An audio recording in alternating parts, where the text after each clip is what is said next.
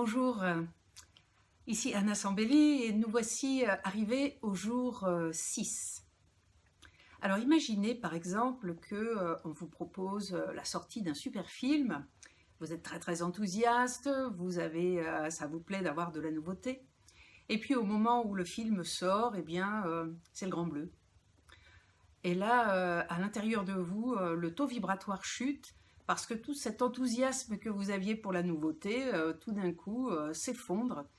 Et ce n'est que du connu. Ça ne veut pas dire que le film n'était pas bien, mais c'est pas ça qu'on attendait. On voulait quelque chose de neuf. Mais nous, on a du mal à faire du neuf. Par exemple, on n'arrête pas de remâcher des vieux films, des vieilles inquiétudes. Remâcher, ça veut dire penser à la chose, et vous voyez bien que ça tourne en boucle. Et parfois, il y a des sujets comme l'insécurité financière qui nous met dans une inquiétude quasi permanente, comme si on essayait de trouver sans cesse des solutions. Eh bien, l'inquiétude pour l'insécurité financière, c'est un vieux film qui vient de sortir. Donc, normal que votre taux vibratoire chute. Alors, je ne suis pas en train de dire qu'il n'y a pas des situations financières inquiétantes, mais ce n'est pas s'inquiéter qui va changer la donne. Si vous vous surprenez à penser, par exemple, à une inquiétude financière, eh bien, posez-vous les trois questions même fondamentales.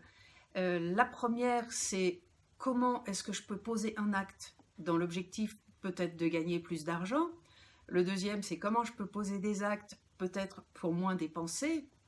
Et la troisième, c'est comment je peux faire pour maintenir un taux vibratoire suffisant et ne pas le faire chuter en ressassant le problème. Donc, posez un acte si vous vous surprenez à penser. Ou alors, si vous vous surprenez à penser, eh bien, lâchez l'affaire. Parce que, alors, je dis ça parce que on discutait l'autre jour avec mon mari et je pense qu'on gagne moins bien notre vie qu'il y a une dizaine d'années.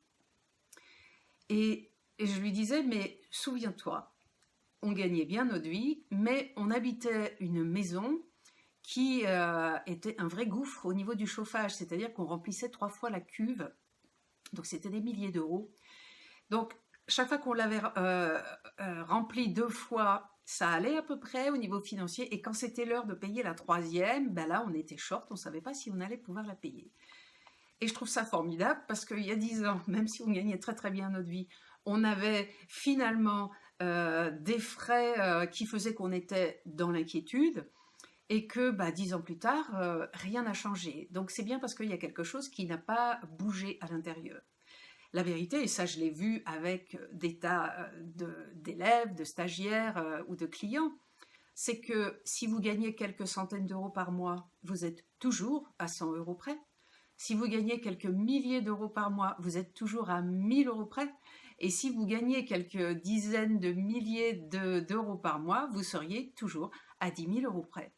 Donc, bien sûr, il se cache quelque chose d'autre derrière l'insécurité financière. Vous pouvez enlever tout de suite financière et garder insécurité. Donc, et puis posez-vous la dernière question qui est, est-ce que m'inquiéter pour ma sécurité financière a déjà réussi à régler le problème? Eh bien, si la réponse est non, vous voyez bien que vous avez un travail à faire sur l'inquiétude, tout autant que sur l'insécurité financière. Si vous voulez continuer à voir ces capsules jusqu'à la fin du mois de février, je vous conseille de vous abonner à la chaîne YouTube que vous trouverez juste en dessous. Au revoir et à demain.